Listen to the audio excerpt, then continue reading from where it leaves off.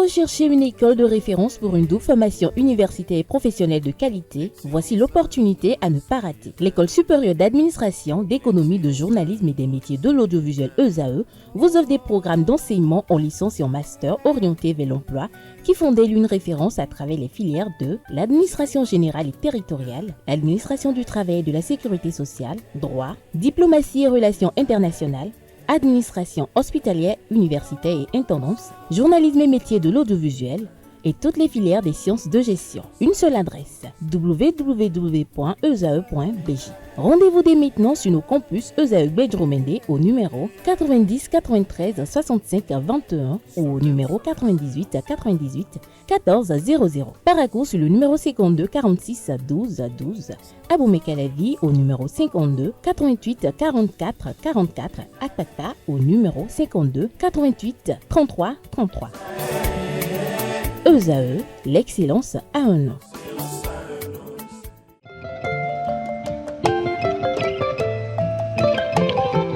À l'état civil, elle se nomme Hongbe, épouse Diossa, elle se prénomme Paulette. Elle est professeure certifiée d'histoire et géographie, conseillère pédagogique. Comme activité syndicale, elle est membre du syndicat national des professeurs certifiés, troisième secrétaire général adjoint de la CSA Bénin, présidente de la CONAFETRA, entendez, Comité national des femmes travailleuses de la CSA Bénin. Celle que nous recevons ce jour est syndicaliste bon temps.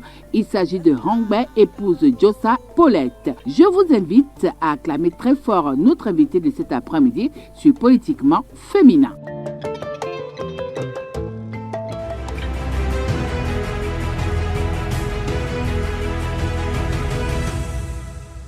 Bonsoir à tous, vous êtes sur Politiquement Féminin et ça se passe les samedis sur ESAE Télévision. Cet après-midi, nous recevons pour vous une femme syndicaliste, c'est-à-dire une femme qui est prête à défendre les intérêts des travailleurs. Hongbe Paulette, épouse Diossa. Bonsoir. Bonsoir, madame la journaliste.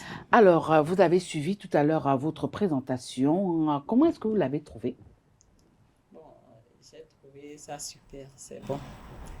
Alors, le déroulé de notre émission, l'entretien, ce sera avec moi. Et comme vous êtes une personne très chère à Politiquement Féminin, une personne que j'aime bien, vous aurez droit quand même à un festin de roi tout à l'heure, vers la fin de notre émission. Ça vous va? Très bien. Alors, nous allons commencer. Alors, je dis syndicat et je ne dis plus rien. Lorsque je dis syndicat, lorsque vous entendez ce mot, ça vous renvoie à quoi? Merci, madame la journaliste. Quand on dit simplement syndicat, il s'agit d'une association des travailleurs d'une même corporation qui se mettent ensemble pour défendre des causes communes. Et ces causes peuvent être d'une dimension morale, et amélioration des conditions de vie et de travail, ainsi de suite. Oui, mais est-ce qu'aujourd'hui, vous avez l'impression que vous remplissez bien cette mission qui est la vôtre, celle de défendre les intérêts des travailleurs? Bien sûr. Bien sûr. C'est pas parce que certaines dispositions ont été prises par le gouvernement en place pour réduire les jours de grève et autres que nos intérêts ne sont pas défendus. Et il n'y a pas que la sortie dans la rue, les tapages qui nous amènent à défendre nos droits. Il y a des mesures pacifiques qu'on utilise également pour défendre les droits. Alors aujourd'hui, en tant que femme, quelles sont les motivations qui vous ont conduit, vous, à adhérer, à militer dans ce monde essentiellement masculin quand on sait que les hommes sont toujours majoritaires? Merci. Bon, d'abord, moi je suis une femme qui n'aime pas l'injustice. Et au niveau des femmes travailleuses, il y a assez d'injustice. Et celles qui peuvent défendre la cause des femmes, ce n'est que la femme. Les hommes sont nombreux, certes, mais ils ne maîtrisent pas réellement tout ce que la femme subit pour pouvoir défendre réellement sa cause. Donc moi, je trouve qu'il serait bien que la femme même s'engage pour présenter ses difficultés. Oui, mais on sait généralement que la femme est une louve pour la femme. Donc, est-ce que vous, entre vous femmes, vous arrivez à vous soutenir dans ce paysage syndical? Bon, la femme, le pour la femme, c'est c'est révolu. Ah ouais? Ah oui, parce que la femme comprend que sans... Dans le monde syndical, peut-être c'est révolu. Bon, Mais dans le monde de tous les jours? il y a la sororité. Mhm. Il faut qu'on se tienne la main.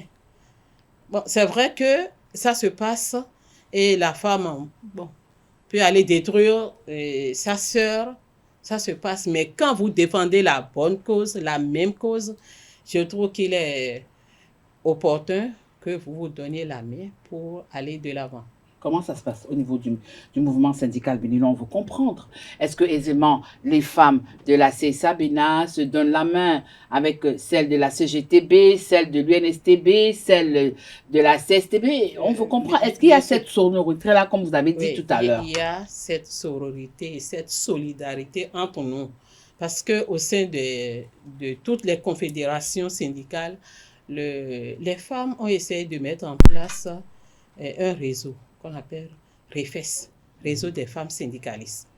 Et ça, avec ça, on a eu à travailler ensemble pour favoriser l'écoute. Nous avons travaillé surtout sur la loi 190, la Convention 190, qui reste non ratifiée par le Bénin. Et ça a permis à toutes ces femmes-là qui viennent aux réunions et à d'autres femmes de connaître le contenu de cette convention. Et en dehors de ça, dans un passé récent, en juillet 2024 dernier, nous avons mis en place encore un autre comité. Et quand il y a des événements, on se retrouve. Même s'il n'y a pas d'événement, il y a des difficultés, on échange sur un forum pour pouvoir soumettre à nos responsables syndicaux. Alors, si je vous comprends bien, dans cette dimension que vous avez décidé d'avoir dans le mouvement syndical, vous ne répondez pas de vous-même. C'est-à-dire que quand il y a des prises de position, est-ce que vous avez forcément recours à vos secrétaires généraux ou alors votre réseau est indépendant, c'est-à-dire vous pouvez prendre des décisions? Non, le réseau n'est pas indépendant. D'accord. C'est pas indépendant. Puisque nous faisons partie de l'ensemble des confédérations, nous avons des secrétaires généraux. Et parmi ces secrétaires généraux, nous avons une femme, secrétaire générale, CSPIV, que je salue au passage, Madame Nyawi. Donc, elle fait partie de notre comité des femmes et les problèmes vont d'abord vers elle. OK. C'est elle qui prend le devant et elle va vers les autres pour que le problème soit résolu. Nous savons que, comme dans le monde politique, hein, est-ce que au niveau des confédérations, au niveau du mouvement syndical, il est facile pour vous de parler d'égalité, mais aussi d'émancipation? Bien sûr, puisque ça fait partie de nos besoins. S'il n'y a pas égalité, nous aspirons à l'égalité. C'est ce que nous défendons. Et à travers l'égalité, la femme s'épanouit. C'est pas que nous demandons aux hommes de nous céder leur place. Pourquoi pas? Pourquoi vous ne pouvez pas leur demander ça? Non. Au niveau du mouvement syndical, vous voulez toujours rester à la traîne? On ne se comprend pas peut-être. Allons-y, je veux comprendre moi-même. Ok. Les femmes se battent. Elles se battent. Bon, c'est pas que ce que je dis, c'est quoi? Et bouge que je m'asseye. Non, c'est pas ça. Okay. Mais tu te bats et tu mérites la place. Okay. C'est pas que, bon, nous sommes... c'est un quota, il y a 10 femmes... Là-bas, ça ne connaît pas de quota, c'est argument contre argument, c'est ça? Ouais, c'est argument contre argument. Ça dépend de comment tu te défends. Et des arguments que tu avances, c'est cela. C'est pas que il y a un quota, on va dire, il y a 10 femmes, il y a 10 hommes. Il faut prendre 2 de chaque côté. Non, on tient compte aussi de la compétence de celle qu'on veut promouvoir. Alors, justement, en parlant de compétences, hein, certains estiment que généralement les femmes sont dans le mouvement syndical pour faire du remplissage. Est-ce que c'est vrai? Bon, peut-être avant. Mais aujourd'hui, moi, bon, ça fait le 3e mandat du CONAFETRA que je suis en train je suis restée dans le 3e mandat du CONAFETRA. Et depuis que j'ai commencé à militer, au départ, on sent qu'il y a des femmes juste parce que, bon, elles n'ont pas un niveau donné. Mais aujourd'hui, ça a changé. Moi, je me rappelle même l'année dernière, dans le mandat qui a précédé le mien, j'étais la seule qui est sollicitée pour faire des émissions, pour faire la communication. On me sollicite à tout moment. Mais depuis 2022, j'ai réalisé qu'il y a eu d'autres compétences. Je ne suis plus autant sollicitée. Il y a des gens, il y a des enseignantes, il y a qui sont d'abord des communicatrices, ou bien des communicantes. Il y a aussi des gens, les journalistes qui sont avec nous.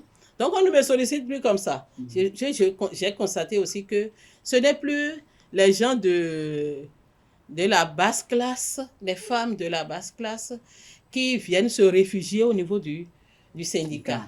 C'est des gens qui savent défendre leur cause. Donc aujourd'hui, vous voulez dire que au niveau du mouvement syndical béninois, parlant de l'intellect des femmes, elle a pris de la valeur. Oui, bien sûr. Alors justement, en quoi la présence des femmes dans le mouvement syndical a-t-il donné un autre visage au syndicalisme dans notre pays? Qu'est-ce que vous, en tant que femme, vous avez apporté comme un plus? Merci. Comme je l'avais dit à l'entame, la femme seule peut défendre sa cause.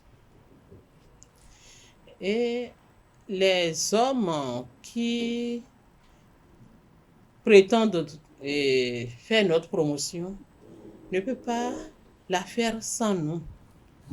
C'est pour cela que les femmes vont vers les femmes. Moi, je suis présidente du CONAFETRA. Quand il y a un problème, la femme est harcelée dans son service ou bien dans n'importe quel milieu, elle s'adresse d'abord à moi. C'est moi qui l'écoute. Et vous portez ça vers le SG? Pas forcément, mais entre nous, on discute d'abord et on prend des décisions, des résolutions. Et on va soumettre, puisque c'est lui qui est notre chef. Et en dehors de ça, les filles dans les écoles, elles ne se confient pas aux hommes. Moi, j'ai fait plusieurs communications dans les écoles privées, au sud aussi, comme dans le nord. Et quand vous allez, les filles vont vers vous. Quand vous êtes entre femmes et vous leur posez des questions, elles sont plus ouvertes. Et c'est grâce à ça que nous sachions que les filles sont réellement harcelées dans le milieu scolaire. Elles le disent, elles vont avec émotion, avec tout. Donc, voilà le rôle que nous jouons au sein du syndicat.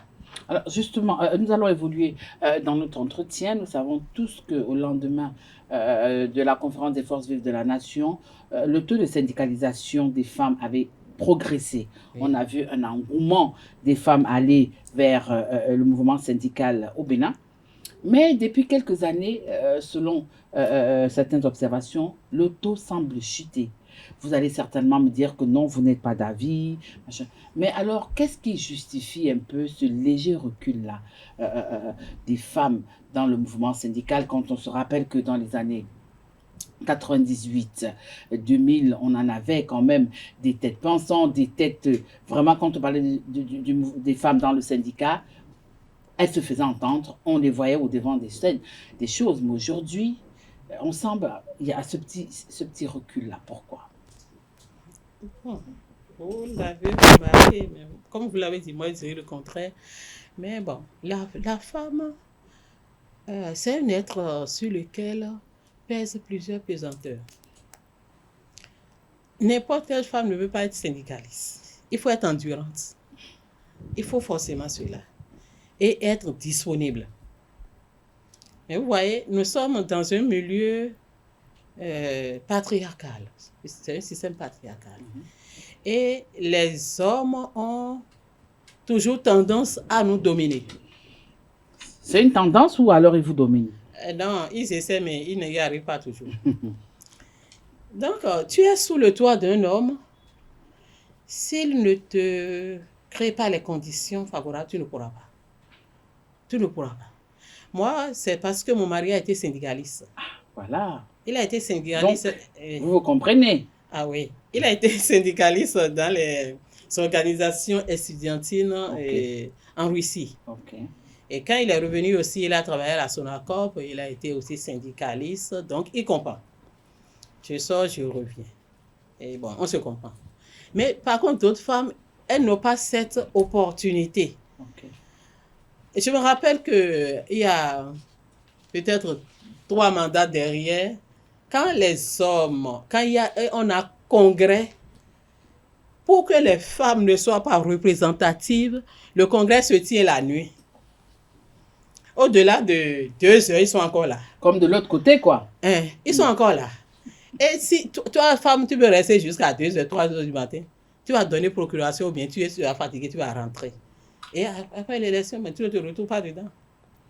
Donc, c'est ce qui... Voilà quelques raisons. Et quand on est syndicaliste aussi... Ah oui, mais là, vous êtes 3e secrétaire général, adjointe de la CSA Bénin. Ouais. Comment vous avez fait? Si donc vous faites partie de celles-là qui, même s'ils sonnent 5 heures du matin, vous restez. Ah oui, bon, je suis restée un jour jusqu'à l'aube. Jusqu'à l'aube. Mais ce jour-là, mon mari était là. D'accord. Parce qu'il est venu soutenir le feu Lokosso. Dieudonné Lokosso. C'est ça qui a fait que j'ai pu rester jusqu'à la fin. Et tu as participé, tu as vu toutes ces magouilles-là? Oui, jusqu'à la fin. Sinon, tu ne pourras pas. Tu vas rentrer, c'est ce que les hommes souhaitent. Parce que pour les hommes, là, la femme, bon, le pouvoir s'arrache. Tu ne peux pas rester là pour dire, ils ne nous donneront jamais le pouvoir si on ne se bat pas. Et ils sont là à observer, oui, elles vont rentrer maintenant. Cette dame-là s'agite, elles vont rentrer maintenant. Et c'est celle qui arrive à résister, qui continue la lutte. Ah oui, c'est pas facile. Non, du tout. Alors, dites-nous un peu, vous êtes ces femmes-là qui ont décidé d'être dans ce cocon essentiellement masculin, comme je l'ai dit, et vous êtes ces femmes également qui défendaient les intérêts des travailleurs. Mais alors, pourquoi vous avez du mal à prendre le lead au niveau du mouvement syndical au Bénin? Merci. Comme je venais de le dire, on n'a pas du mal, mais c'est un processus long. Tu vas prendre du temps, mais... C'est un processus qui a commencé déjà. Ça a commencé, puisque nous avons une femme déjà secrétaire générale d'une confédération. Et les femmes qui sont secrétaires générales de leur syndicat de base ne sont pas nombreuses. Mais pourquoi? Voilà, j'ai déjà identifié quelques... Juste quelques, on veut... allons un peu plus en profondeur, on veut comprendre. Bon, le militantisme, c'est pas rester chez soi, dire je travaille et c'est quand j'aurai de problèmes que je viendrai. Non, il faut être là. Tu quittes ton travail, tu viens. Ou bien il y a aussi la culture. Les femmes n'aiment pas souvent, non, c'est pas toutes les femmes, hein. Il faut avoir le temps pour le faire. Avec toutes les autres. Il faut se cultiver. Pour se cultiver, il faut avoir du temps. Ah oui, mais oui, il faut avoir du temps. Nous avons plusieurs charges. Mais vous l'avez fait. C'est pas sorcier. C'est pas sorcier, mais il faut se décider. Il faut se décider. Parce qu'en toute activité, il y a des difficultés. Il faut se cultiver. Si vous ne vous cultivez pas, vous n'allez pas pouvoir aller de l'avant. Et tenir bon. Il faut tenir bon et savoir défendre les causes en son temps. Et ne pas se décourager. On ne se décourage pas. Ah oui? Non, ça vous arrive de vous décourager? Bon, moi, ça arrive. Et bon, ça arrive. Et je me dis, mais bizarrement, quand ça arrive là, je tombe sur peut-être une vidéo, un audio, quelque chose qui me remonte rapidement. Non, on ne se décourage pas, on va jusqu'au bout. Quand tu es leader, tu ne te décourages pas. Tu ne peux pas te décourager, tu continues. Tu continues. Et c'est jusqu'à la fin. C'est ça. Alors, tout à l'heure, vous avez parlé très brièvement, vous avez brossé les difficultés. Alors, y a-t-il vraiment des difficultés auxquelles vous êtes confrontée en tant que femme dans le mouvement syndical au Bénin aujourd'hui? Difficulté. C'est pas forcément en tant que femme syndicaliste, mais difficulté de toutes les femmes travailleuses. Et quand tu travailles quelque part, tu dois t'attendre à un harcèlement de la part, soit de ton patron. Si ça n'arrive pas, bon, tu as de la chance.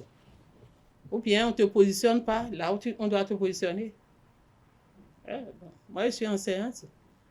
Bon, je dirais que je n'ai pas subi l'injustice puisque j'ai évolué normalement. C'est pas parce que je suis femme. Là où je suis maintenant, je suis la seule femme conseillère pédagogique en histoire et géographie sur toute l'étendue du territoire national. Je suis la seule femme.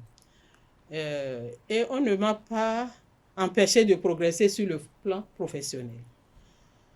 Mais bon, nous avons des difficultés à l'université, bon, partout ailleurs. Mais au niveau du mouvement syndical en lui-même, vous n'avez pas de difficultés. Donc, vous voulez nous faire comprendre ce samedi après-midi que quand on est femme dans le mouvement syndical au Bénin, tout est rose. Bon, tout n'est pas rose. Tout n'est pas rose, mais il faut savoir s'afficher, s'imposer. Si tu ne t'imposes pas en tant que femme et on sent un peu de faiblesse à ton niveau, on va te piétiner. D'autres femmes ou bien c'est les hommes qui vous piétinent? Ah, mais c'est les hommes. C'est pas d'autres femmes, c'est les hommes. Bon, entre femmes, ça peut arriver, mais c'est les hommes parce que, on dit promotion de la femme, nous œuvrons pour la promotion de la femme. Mais c'est pas tout ce que les hommes disent là qu'ils mettent en pratique. J'étais allée pour un congrès dans le mai. Et j'ai présenté mon allocution. J'ai représenté notre SG. J'ai présenté mon allocution et à la fin, je lui ai dit, mais oui, je souhaite vivement qu'il y ait de femmes dans le bureau actuel. Et j'ai fini, le journaliste est allé me voir. Mais est-ce que tu as pris nos secondes? Madame, oui, c'est ça, c'est la théorie. Nous savons ce qui se passe. Il a donné quelques exemples. Et on a dit si, pourtant, où est-ce que vous êtes aujourd'hui? Donc, ce que l'homme dit, promotion, là, ça ne se passe pas toujours de cette manière. Ça ne se passe pas toujours de cette manière. Et, bon, qu'on soit au niveau du syndicat, partout la femme doit se battre. Il ne faut pas qu'elle pense que ça va tomber du ciel. Non. Même à votre niveau, ça ne tombe pas du ciel. Ah, mais tu es syndicaliste, mais tu te bats en tant que syndicaliste. C'est ça? Oui. Alors, vous avez dit tout à l'heure que vous êtes enseignante. À moi de vous poser la question très rapidement de savoir comment est-ce que se présente l'enseignement secondaire aujourd'hui? Parce que vous avez dit que vous êtes conseillère pédagogique. Oui. Ouais. Comment est-ce que l'enseignement secondaire aujourd'hui? Ça se présente bien. Je ne sais pas de quel... Bon, je ne sais pas si vous pouvez aller encore plus.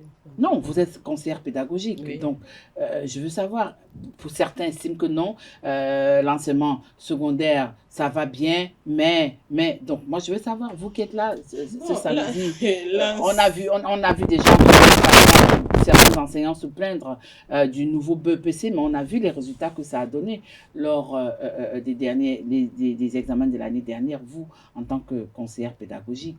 Vous comprenez? Bon, merci. L'enseignement secondaire, ça va. Mais tout n'est pas rose. Tout n'est pas rose parce que les apprenants aujourd'hui, certains apprenants n'ont plus le niveau requis. Ils n'ont pas le niveau et on se demande, mais à un moment, on se dit, mais ils n'ont pas le niveau, ça alors c'est notre faute. C'est la faute des enseignants. Mais il y a la responsabilité. Vous semblez hésiter. Vous estimez que ce n'est pas votre faute? Bon, c'est pas... Ou bien les torts sont partagés? C'est partagé. C'est partagé. Bon, ce qui concerne les enseignants, il y en a parmi nous qui n'ont pas suivi la formation qu'il faut. Donc, on les aide. Et c'est dans ces conditions-là qu'ils vont devant les apprenants.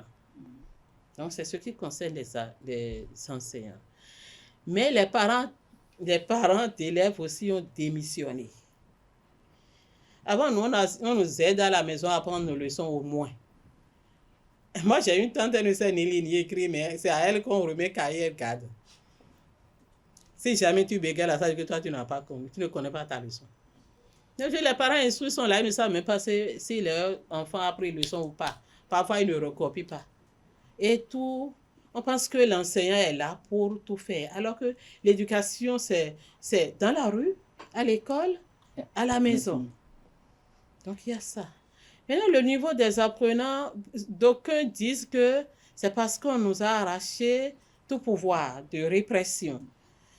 Il faut frapper, on ne frappe pas. J'ai dit, mais bon, on n'a pas forcément besoin de frapper les enfants. Mais on peut punir. On peut punir, il y a beaucoup de punitions. Donc, les enfants qui ne sont même pas capables de lire. Moi, j'ai quitté une classe de première tout à l'heure, un document, elle n'a pas pu lire. Donc, c'est là on traîne. Et en troisième, jusqu'en troisième, là, certains tiennent bon, mais d'autres non. Et il faut qu'on repense un peu le système.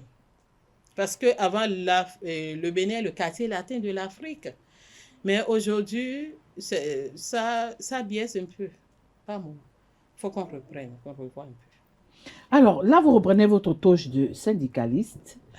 Dites-nous un peu aujourd'hui, quelle est votre approche, vous, Madame Djossa Poulette, quelle est votre approche à vous en tant que femme dans le mouvement syndical? Comment est-ce que vous voyez le mouvement syndical au Bénin dans 10, 20, 30 ans? Merci. Le mouvement syndical,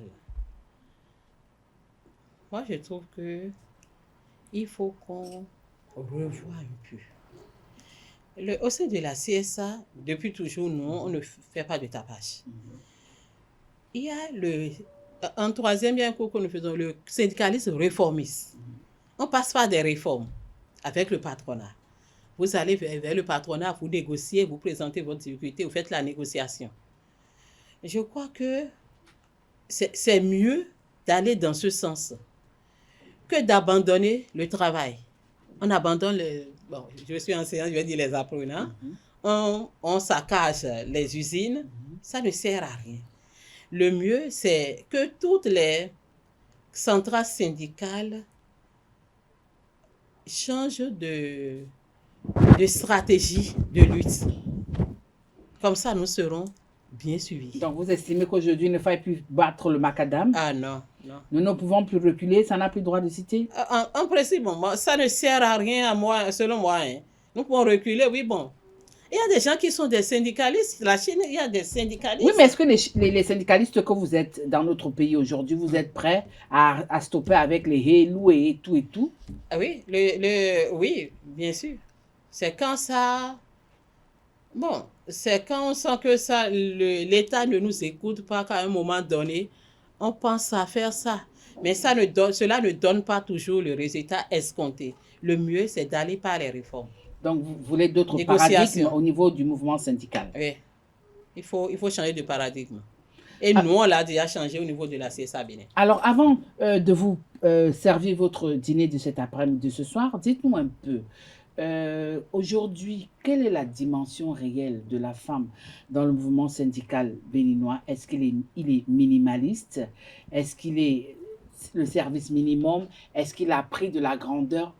Où êtes-vous aujourd'hui? Est-ce que vous faites du surplace? Est-ce que vous avancez? On veut comprendre.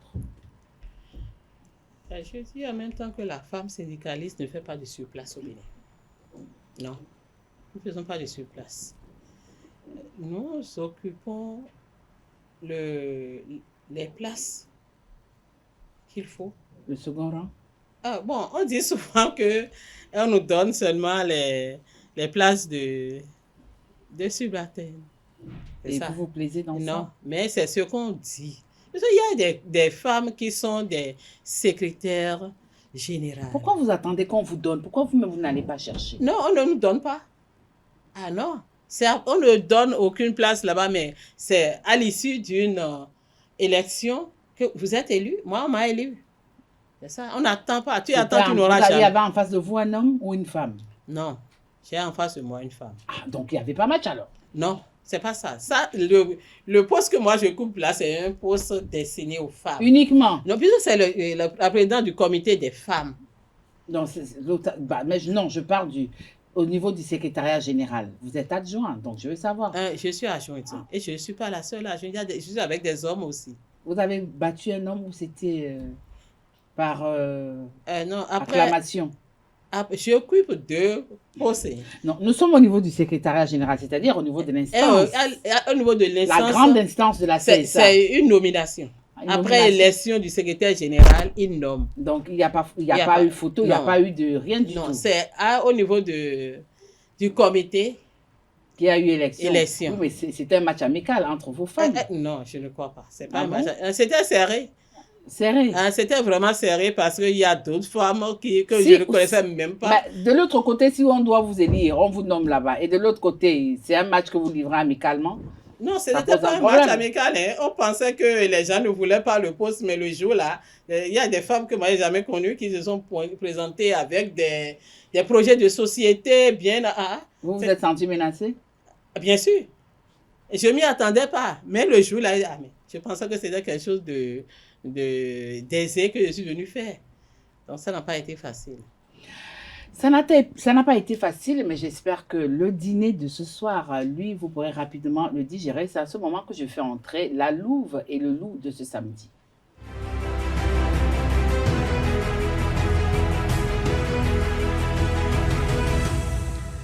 Voilà, comme je vous l'annonçais, ils sont déjà confortablement installés. Mouvement syndical au Bénin. Quelle est la dimension des femmes? Et pour ça, nous recevons pour vous Paulette Hongbe, épouse Djossa, le loup et la louve. Bonsoir la louve, Billy. Bonsoir Tatiana. Bonsoir Carles. Bonsoir Tati. Elle est à vous. Je vous laisse commencer. D'accord, madame Paulette Djossa. Bonjour. Bonjour, monsieur le journaliste. Vous êtes syndicaliste et vous êtes élu quelque part et nommé. Et quand vous dirigez un comité des femmes au niveau du syndicat, est-ce que dans votre syndicat, il existe un comité des hommes? Parce que là, on est en train de voir ce que les femmes apportent dans le syndicalisme et comment vous imposer. Est-ce qu'on n'a pas créé un comité pour essayer d'avoir quelques femmes à côté ou bien est-ce qu'il y a un comité des hommes? Merci, monsieur le journaliste. Il y a un comité des jeunes. Et là, ce comité est dirigé par un homme. Il est dirigé par un homme. Et bon, c'est pour dire que les hommes, ce n'est pas un comité des hommes uniquement, mais le comité des jeunes est dirigé par un homme et les hommes sont plus nombreux dedans. Mais est-ce qu'on a créé ce comité parce qu'on a senti que vous n'êtes pas assez combatif pour pouvoir briguer les postes de première responsabilité? On a voulu vous favoriser un peu. Non, il n'y a pas de favoritisme au niveau du syndicat. On a créé le comité des femmes, c'est ça? Oui. Non, c'est pour laisser libre cours à la femme de défendre sa cause. C'est cela. Vous avez défendu durant toute cette émission qu'il est bon que les femmes défendent leur cause parce que les hommes ne sauraient bien le faire. Et vous êtes enseignante. Qu'est-ce que vous faites pour préparer les filles qui sont à l'école pour apprendre le relais dans le syndicalisme? Parce que vous l'avez dit vous-même, vous n'êtes pas très très nombreuses dans le mouvement et vous n'êtes pas trop représentées non plus, selon ce que j'ai compris. Qu'est-ce que vous faites pour que les femmes aient quand même cette envie de prendre les devants et de faire les vrais combats?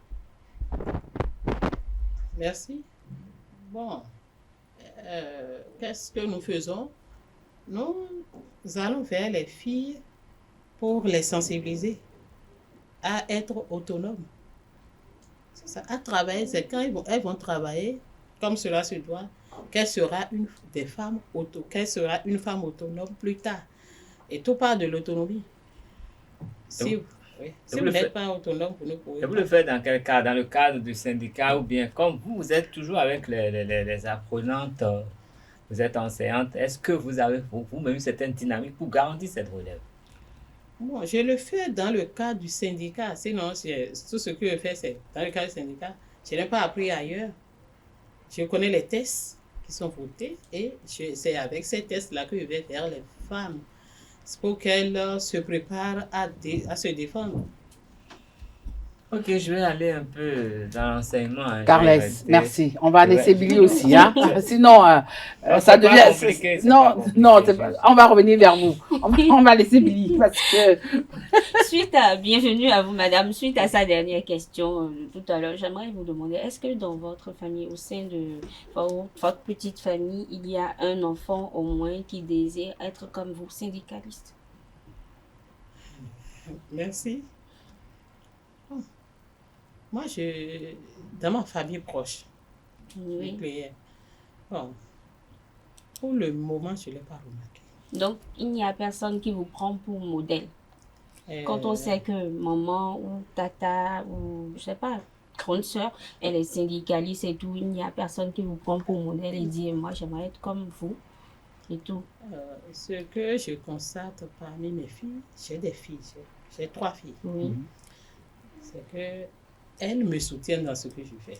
Mhm.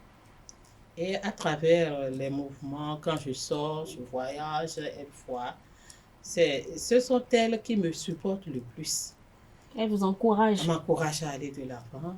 Oui, maman, il faut partir, il ne faut pas désister. Ce sont elles qui m'encouragent. D'accord. Mais comme elles ne travaillent pas, elles sont aussi dans des métiers libéraux.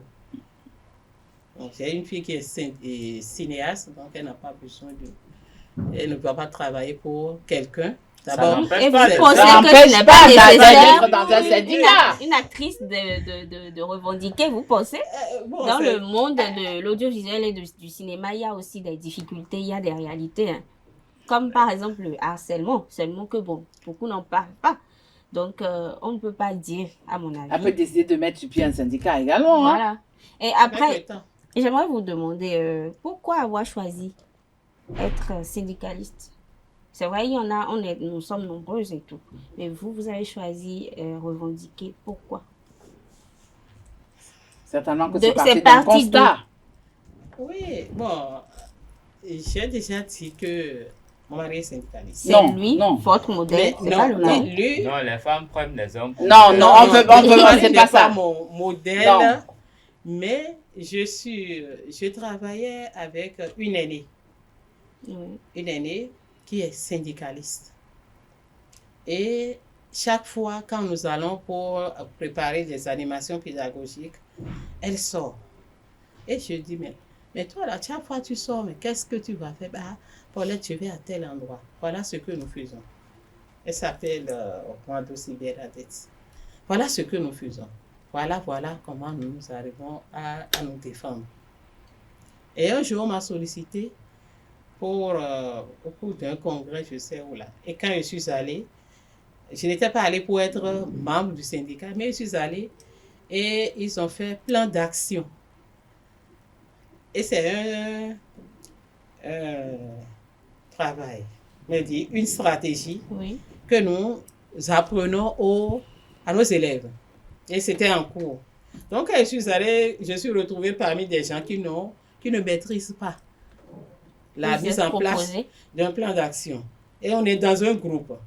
Donc, quand j'ai été, moi, j'ai trouvé ça facile et j'ai fait. On dit, madame, vous allez présenter. Non? Je vous ai dit qu'avant, il n'y avait pas de gens qui... Madame, vous allez présenter. Non? Et c'est comme ça, ils allaient devant, j'ai présenté. Et à la fin de ce congrès, on m'a élu, ou bien on m'a nommé dans un bureau du comité des femmes.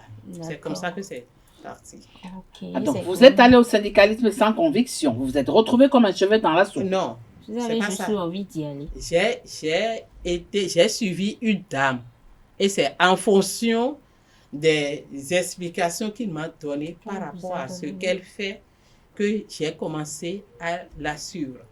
Voilà. C'était donc de la curiosité. Ouais, bon, curiosité. Vous vous êtes retrouvé sans conviction, comme un cheveu dans la soupe. Ce n'est pas cela. C'est l'injustice que moi je n'aime pas et j'ai encore des filles. Il faut que j'apprenne à me battre pour que ces filles-là, à leur tour, arrivent à se défendre. C'est ça. Et je suis ici d'une famille d'Amazon. Je suis ici d'une famille d'Amazon. Tant c'est un s'est battu. Donc, dans ma maison, il n'y a pas, on n'a pas des hommes qui s'imposent à nous. D'abord, nous, c'est comme ça.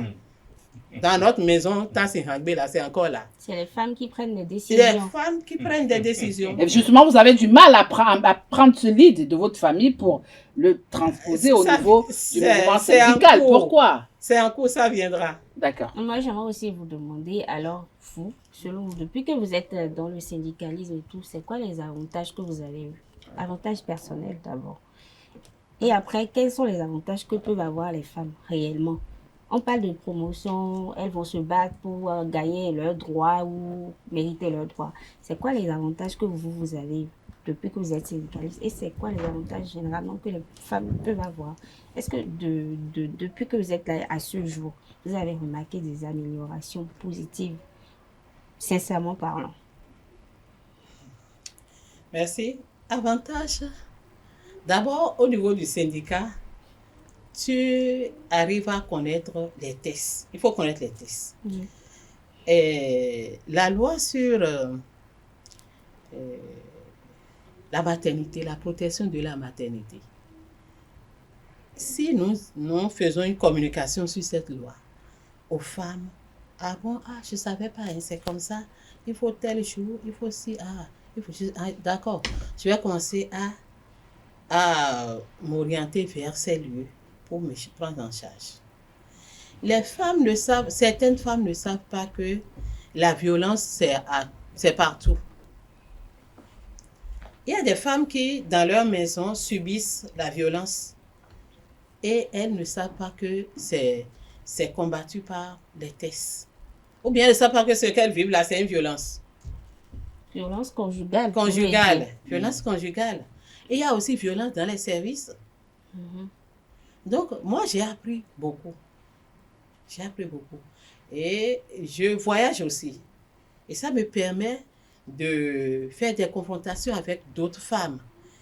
Et en dehors du territoire, en dehors des voyages aussi, quand on se retrouve, on échange assez.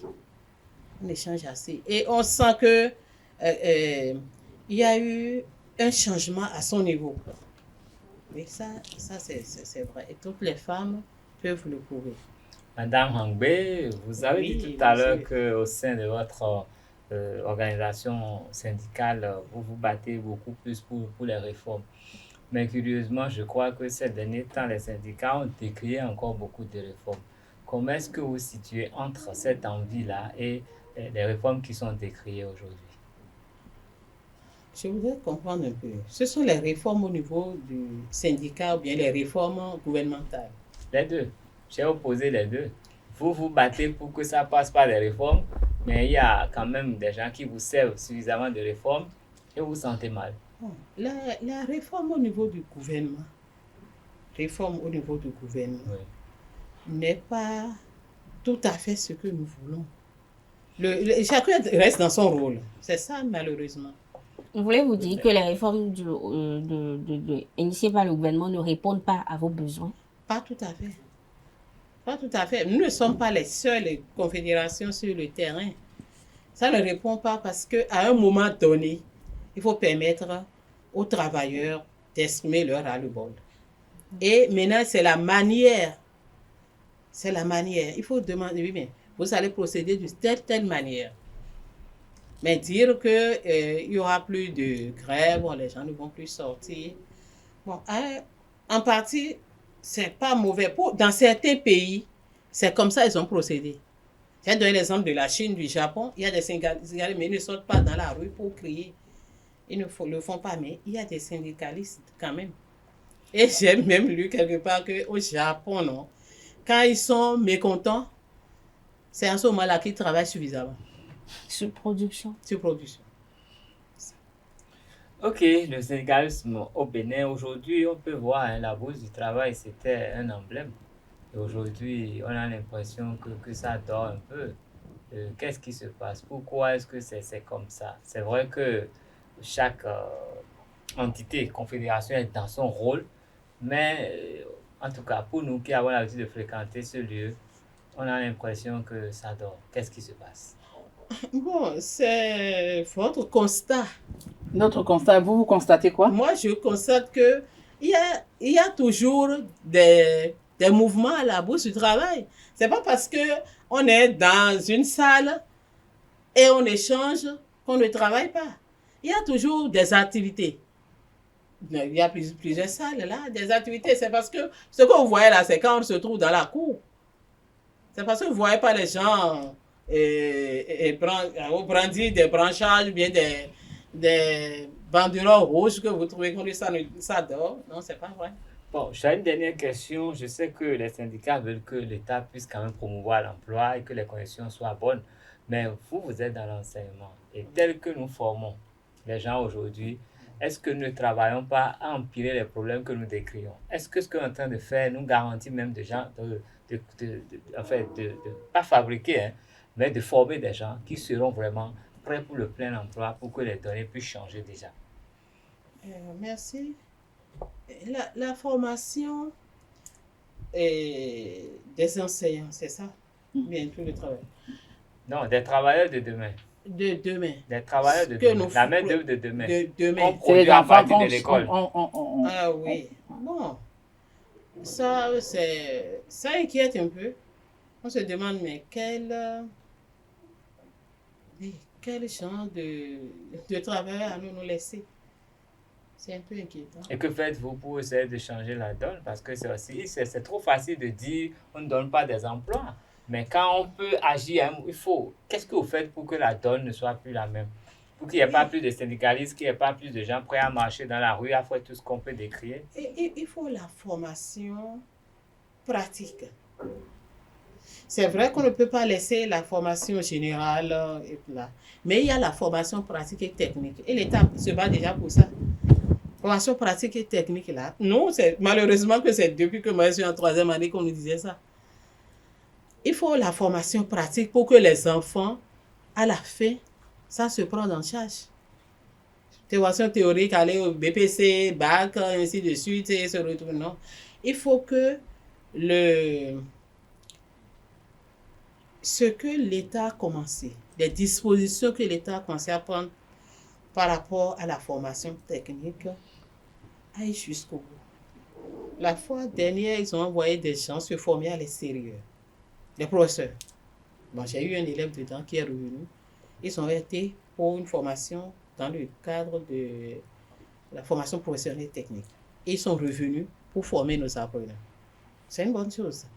Maintenant, il faudrait que cette initiative soit suivie de la pratique aussi. D'aucuns disent qu'on fait la théorie aussi dans ces écoles-là. Sans la pratique, c'est pas bien. Oui, Madame Djossa, oui. Épouse Djossa, permettez-moi de vous demander, depuis que vous êtes syndicaliste, qu'est-ce qui vous a le plus marqué dans votre corps syndical? Marqué positivement. Oui. Ou négativement. Quel fait vous a marqué à ce jour et que vous n'oublierez jamais? On va dire ça comme ça. Bon. Ce qui m'a marqué positivement, c'est que je suis sortie et j'ai été à Tunis. Et j'ai rencontré des gens, d'autres femmes avec qui j'ai beaucoup échangé et qui sont devenues aujourd'hui des personnes ressources dans ma vie. D'accord. Ça m'a permis de découvrir. Et bon, ça là, c'est bien. Et négativement alors? Bon, négativement, qu'est-ce qu'il y a des faits? Bon, ça ne manque pas. Négativement, il peut y avoir aussi... Bon, souvent quand vous voulez mener une activité et vous ne vous mettez pas la pression qu'il faut, les gens peuvent vous contourner. D'accord. Les gens peuvent vous contourner. Donc, il faut la vigilance. C'est ça c'est la première leçon que j'ai apprise quand j'ai pris les rênes du CONAFETRA. D'accord. Maintenant, j'aimerais demander pour finir. Selon vous en tant que descendante, on va dire ça comme ça, de Tassé Angbé, de la lignée de Tassé Angbé, la femme, c'est le sexe fort ou le sexe faible? Il n'y a pas de sexe fort, il n'y a pas de sexe faible. Les gens en parlent. On entend tout le temps dire Et même lorsqu'on assiste à certaines... Il y en a qui s'en vantent, même la femme, les hommes, mais je veux dire, qui s'en vantent parfois, on les entend dire dans la rue, les femmes sont le sexe faible. C'est nous les mâles dominants, c'est nous le sexe fort. Non, ils n'ont pas compris. Sur le plan spirituel, la femme, le sexe féminin est le sexe dominant. Oui. Ils pensent qu'en matière de musculature, c'est suffisant pour être fort. C'est pas suffisant. Quand on est fort, les muscles, non, c'est pas suffisant. Ce que la femme draine, c'est trop. Hein. Les hommes se vantent du fait qu'ils sont des... Mais laissez, quand la femme se retrouve à la maison pour faire la corvée d'eau, là, qui fait la corvée d'eau? Avec sa faiblesse, là, c'est elle qui fait la corvée d'eau. Et l'homme est à la maison. C'est la femme qui va au marché. L'homme est à la maison. C'est la femme qui garde la grossesse et l'homme est là, tout peinard. Bon, moi, je dirais quelque chose là. Je dirais que c'est le sexe féminin qui est le sexe fort, que ce soit sur le plan spirituel. Sur le plan spirituel, là, c'est encore un autre débat. Mm-hmm. Mais toute la charge que la femme porte, malgré sa faiblesse, oui, elle est faible. Mais demande à un homme d'aller te puiser de l'eau. Elle va te dire, certains vont te dépasser. Mais c'est toi qui vas puiser de l'eau, mettre sur ta tête, l'enfant doit revenir à la maison préparer, il va manger. Sa force là, c'est où? Donc, au vu des responsabilités de la femme, des responsabilités, je vais dire naturelles, c'est ça? Ce n'est pas naturel. Ces responsabilités ne sont pas naturelles. Elles ne sont pas naturelles. C'est sociologique. C'est ce que l'homme a imposé à la femme que la femme vit. C'est ce que la société a imposé à la femme. C'est que la société, quand on dit société là, bon, c'est les hommes qui se mettent devant. Et les femmes aussi. Nous sommes dedans, mais c'est ce que vous nous imposez. Mais quand je parlais de naturel, je faisais un peu plus allusion à l'enfantement. Ah oui. Et tout ça. Oui. C'est pour ça que je dis, donc selon vous, au vu de tout ce que vous avez dit, la femme est le sexe fort. Elle le sexe le plus fort. Le plus fort. Oui. Alors justement, avant de passer la parole à Carles Kitome pour nous faire un bref résumé, nous savons que depuis 2016, nous sommes en mode de réforme dans notre pays. Est-ce que vous, au niveau des syndicalistes, vous êtes prêts à des réformes, à la réorganisation du paysage syndical? C'est-à-dire, on diminue les centrales syndicales. Oui, oui, nous sommes prêts et on a même commencé. Parce qu'il y a des syndicats virtuels aussi. Mamie? Il y a des syndicats où les gens se disent seulement, ils sont secrétaires généraux et ils n'ont même personne derrière eux. Donc, il y a des secrétaires généraux qui passent avec des mallettes. Les secrétaires généraux de base, là. Il y en a aussi. Mais ils sont quand même affiliés à des centrales. Et on est en train de faire le toilettage. Et faire une association.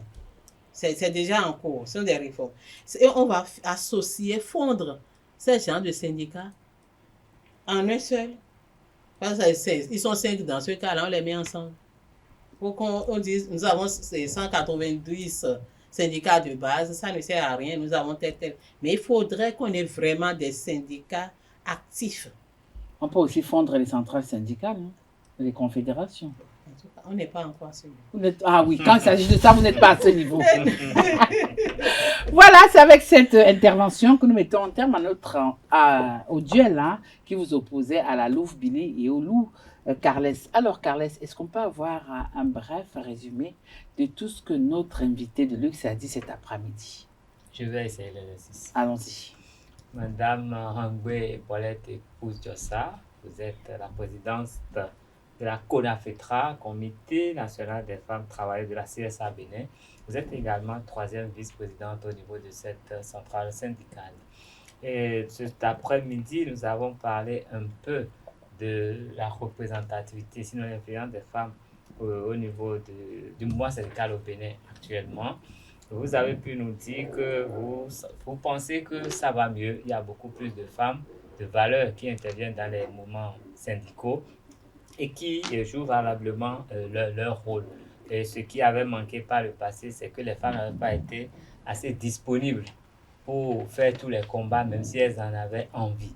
Mais vous avez fait l'effort avec le soutien de votre mari et ça a permis d'être nommé à plusieurs postes. Même si ce n'est pas un peu par curiosité que quelqu'un vous a convaincu d'y aller, vous êtes allé et aujourd'hui, vous êtes convaincu, vous essayez d'apporter ce que vous pouvez à votre niveau pour amener beaucoup plus de femmes dans le mouvement syndical. Vous avez espoir que très bientôt les femmes vont prendre le lead au niveau des syndicats, des centrales syndicales au Bénin. Et vous nous avez dit qu'actuellement, vous êtes en train de mener une opération de toilettage du mouvement syndical pour que ce soit beaucoup plus représentatif et que les syndicats soient vraiment actifs sur le terrain. Mais vous réjouissez quand même aujourd'hui au niveau de l'enseignement des dispositions qui sont prises pour que l'enseignement soit beaucoup plus technique et professionnel. Et voilà un peu ce que j'ai retenu de tout ce que vous avez dit cet après-midi. Alors, le résumé, c'est bon? C'est bon. Il y a eu des omissions? Seulement qu'on dit le comité des femmes, le CONAFETRA. Alors, votre mot de fin, conclure. Voilà. Mon mot de fin, je vous remercie vraiment Esaü qui m'a invité à cette rencontre. Ça m'a permis d'échanger un peu, en fait, pour abattre un peu plus. Et je vous remercie. Et on se dit Merci. Et à une autre fois. D'accord. Ça me ferait plaisir. Voilà, chers amis internautes, nous sommes arrivés à la fin de notre émission Politiquement féminin de ce samedi. Mouvement syndical au Bénin, quelle est la dimension des femmes? Nous avons reçu pour vous Paulette Hangbe, épouse Djossa. J'ai animé cette émission avec Carles Kitome. Merci Carles. Merci Tati. Merci Billy Gaëla Ebi. Merci Tatiana. Toute l'équipe de production vous remercie de nous avoir choisis ce samedi. Gardez toujours à l'esprit la positivité et c'est sur Esaü Télévision, la meilleure des web télé.